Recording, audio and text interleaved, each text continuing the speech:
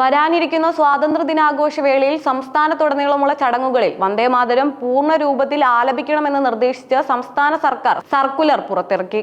കേന്ദ്ര ആഭ്യന്തര മന്ത്രാലയം സംസ്ഥാനങ്ങൾക്ക് നൽകിയ പുതിയ മാർഗനിർദ്ദേശങ്ങളുടെ അടിസ്ഥാനത്തിലാണ് ചീഫ് സെക്രട്ടറി, തദ്ദേശ വകുപ്പ് സെക്രട്ടറി ഉൾപ്പെടെയുള്ളവർക്ക് നിർദ്ദേശം നൽകിയിരിക്കുന്നത്. എന്നാൽ ഈ തീരുമാനത്തിന് പിന്നിൽ ശക്തമായ സംഘപരിവാർ പ്രീണന രാഷ്ട്രീയമാണെന്ന കടുത്ത വിമർശനമാണ് ഇപ്പോൾ ഉയർന്നുവരുന്നത്. ചീഫ് സെക്രട്ടറി തദ്ദേശ വകുപ്പ് സെക്രട്ടറിക്ക് നൽകിയ കത്തിലാണ് ഇത് സംബന്ധിച്ച നിർദ്ദേശം വ്യക്തമാക്കുന്നത്.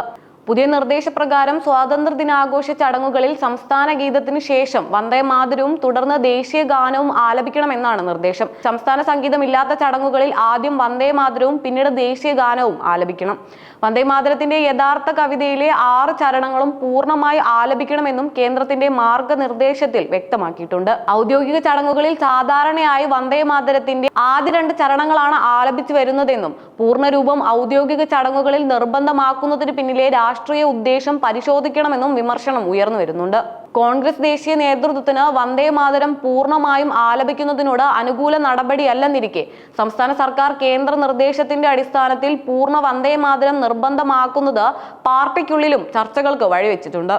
സാധാരണയായി വന്ദേമാതരത്തിന്റെ മുഴുവൻ വരികളും അവതരിപ്പിക്കാറില്ല. വന്ദേമാതരത്തിന്റെ ആദ്യത്തെ 2 വരികൾ കഴിഞ്ഞാൽ ഒരു പ്രത്യേക മതവിഭാഗത്തിന്റെ ദേവീ ദേവന്മാരെ സ്തുതിക്കുന്ന വരികളാണുള്ളത്.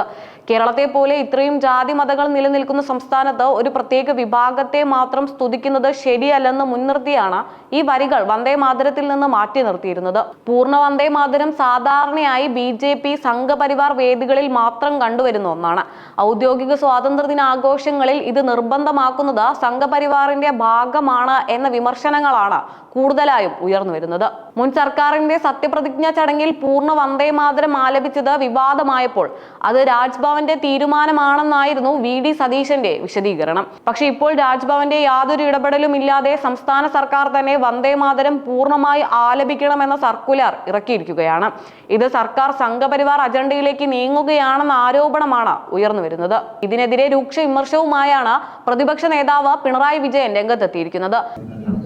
വന്ദേമാതരത്തിന്റെ കാര്യത്തില് നമ്മുടെ രാജ്യം പൊതുവെ അംഗീകരിച്ചൊരു കാര്യമുണ്ട്. അതായത് വന്ദേമാതരം എന്ന ആകെയുള്ള ഗാനം അത് മതനിരപേക്ഷതക്ക് ചേരാത്തതാണ്.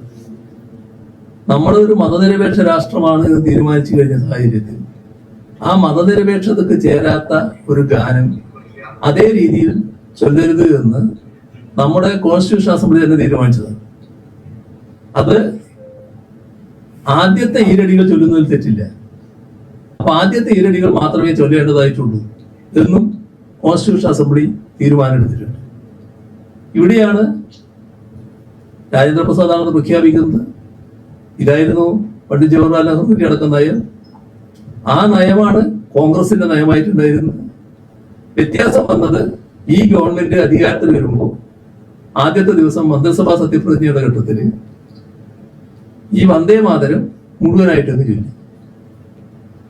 വന്ദേമാതരം മുഴുവനായിട്ട് ചൊല്ലുക എന്നുള്ളത് RSSന്റെ നയമാണ്, RSSന്റെ അജണ്ടയാണ്. അതിന് പൂർണ്ണമായിട്ട് കീഴ്പ്പെടുന്ന അവസ്ഥ ഇവിടുത്തെ ഗവൺമെന്റ് കാണിച്ചു.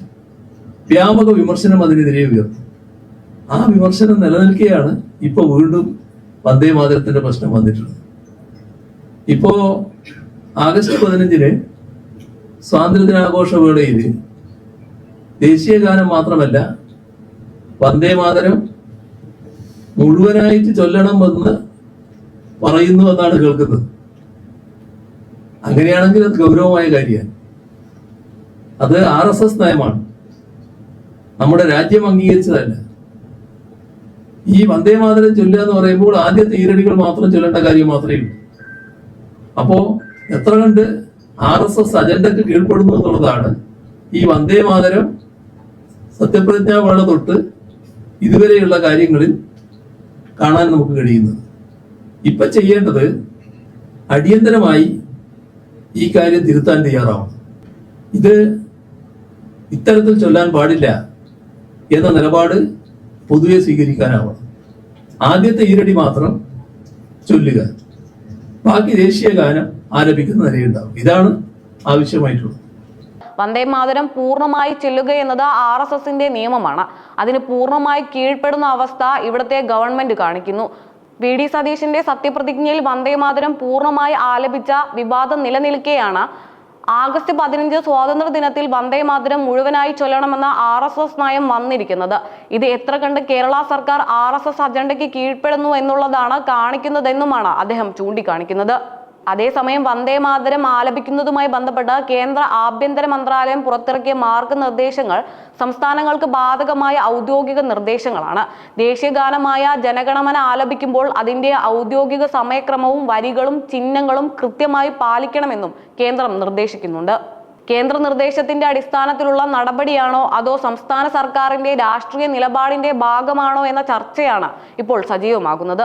സ്വാതന്ത്ര്യദിനാഘോഷത്തിന് മുന്നോടിയായി പൂർണ്ണ വന്ദേമാതരം സംബന്ധിച്ച വിവാദം കേരളത്തിലെ രാഷ്ട്രീയ രംഗത്തും കൂടുതൽ ചൂടുപിടിക്കുകയാണ്.